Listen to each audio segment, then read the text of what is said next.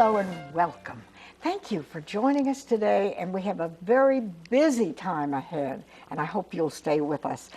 First of all, well, yes, we're going to talk about history and American history and our own history, and sometimes people are unaware of what has happened, and it's very exciting. And I have here a brand new book, and it is Recovering the Piedmont Past. And this book has been brought to life by 8 different historians. And it's about the Upstate, our own world, right here where we live and breathe. And I'm so pleased to have here with me 2 people who had a great part in this book, Diane Vecchio, and Diane is with Furman University History Department. And I love your scarf. Thank you. And also, we have with us Timothy Paul Grady, and everybody calls him Paul. That's true. But this book, it's just a wonderful, 8 different people came together, and there are different chapters on different subjects. Right. There are 8 different stories about the social history of the Upstate. The book calls it the Upcountry because at that time they didn't call it the Upstate. The term for this area that people used was the South Carolina Upcountry. Well, it's still called that. Many people do. But every chapter explores some different facet of Upstate history in the 19th century, ranging from topics on education, religion, race, gender, tourism. We even have a controversy that captured national attention from here in Greenville in the 1880s on evolution and the teaching of evolution in colleges. And this was some, 30 or 40 years before the Scopes trial, which captures national attention. And it just shows the richness and diversity of Upstate history. Well, and now you wrote, your part is titled From Slavery to Freedom. Right. And so that you're dealing with a more recent past, if you can call it that. Sure.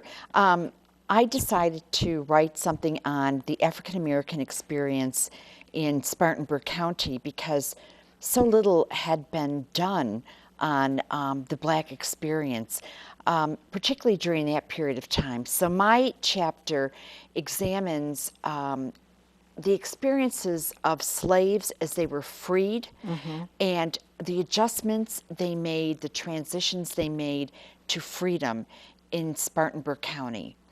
That means, how did they make a living?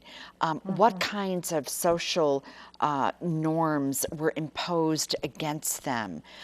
There's a lot on the KKK and how it intimidated newly freed African Americans. So you've delved into that portion. Yes. And of course, Paul, you teach at the University of South Carolina, the Upstate. Yes, ma'am, I sure And do. this book was published by the University of South Carolina Press. Yes, ma'am, it sure was. Yeah. And what are you, in the pages of this book, there's a lot about churches, and it's fascinating. What is your contribution? I chose to write on a story that is sort of personal to me. When I first came to the Upstate and started at USC Upstate, I moved into a very small community almost exactly halfway between Greenville and Spartanburg called Reedville, South Carolina. And if you drive through there, there's nothing there except a very small elementary school that my own little girl goes to now.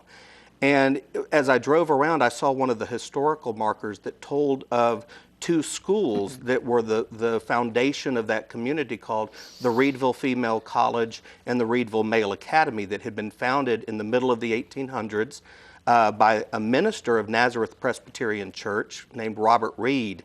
And he wanted to bring Presbyterians back into their place in education, with places like Wofford having been founded by the Methodists, Furman, having a Baptist connection, and he felt that the Presbyterians should reclaim a spot.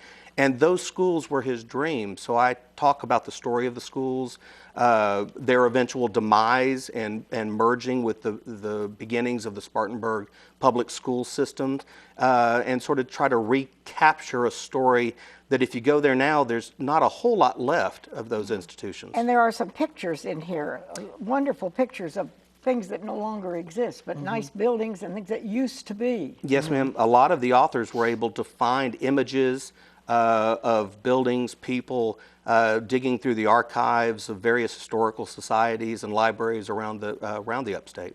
I have to ask you, learned people,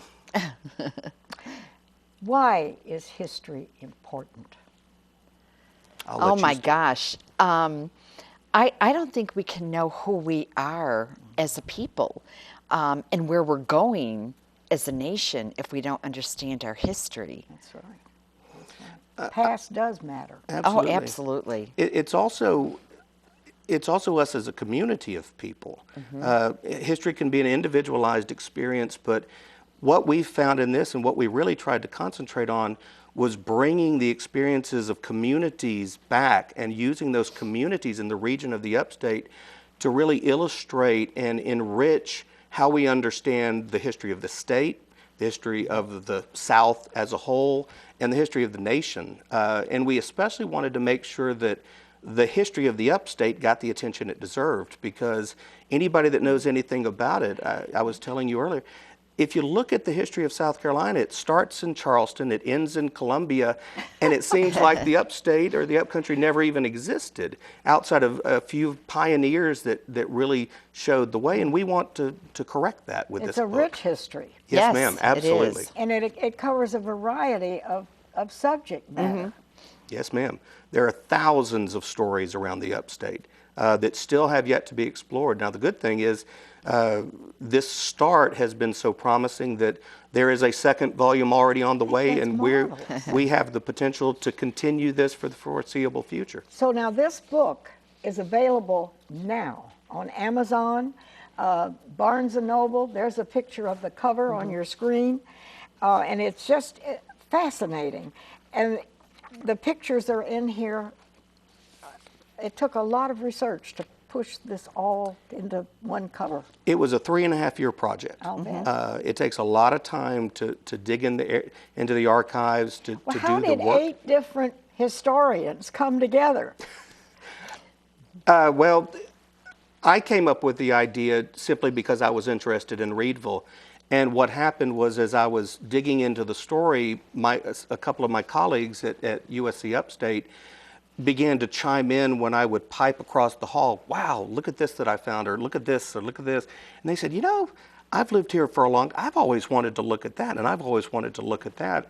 And with their encouragement and based on their enthusiasm, I approached Dr. Melissa Walker of Converse College, who is my co-editor of the volume, and pitched the idea to her. She loved it and said, "I want to do, I want to do tourism. I want to do the Glen Springs Hotel because this was a mecca for tourism during the 19th century." When she was we reached out to friends and colleagues like Diane and Kathy Cann at Spartanburg Methodist and Nancy Griffith at Presbyterian College, and we put together 8 individuals all passionate about the history of the region, and that's the result. This is a real gem. And you've already planning another Another book. volume. Yes, ma'am. We've put out the call for proposals, and we're going to start bringing in the topics and the stories for that one over the next several months. So there are things in here about Reconstruction, about Yes, ma'am. Right. Everything there's from Reconstruction. One author in particular, Andy Myers, my colleague at USC Upstate, he is a veteran and had recently returned from his experience as a troop in Iraq. And when I approached him, he studies military and society. And I said, "Do you have an aspect of military culture in the upstate that you could explore?" And he said, "You know what? I was part of the occupation forces trying to rebuild Iraq." And he said, "I wonder if anybody's ever looked at the experiences of Union troops trying to help rebuild the South during Reconstruction. Look at it from the opposite side. Everybody had done the South and how Southerners experienced. Let's take a look at the troops." And what he found was, very ironically, those troops were part of George Custer's 7th Cavalry, that just a few years after they will leave the upstate in Reconstruction, they'll be caught at Little Bighorn in that very famous battle. And those same people involved in that were here in the upstate.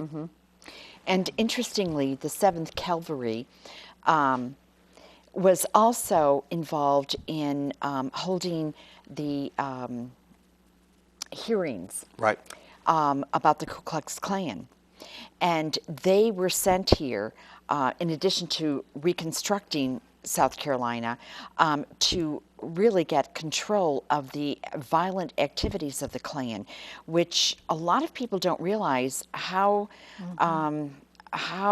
widespread Klan activity was in the upcountry.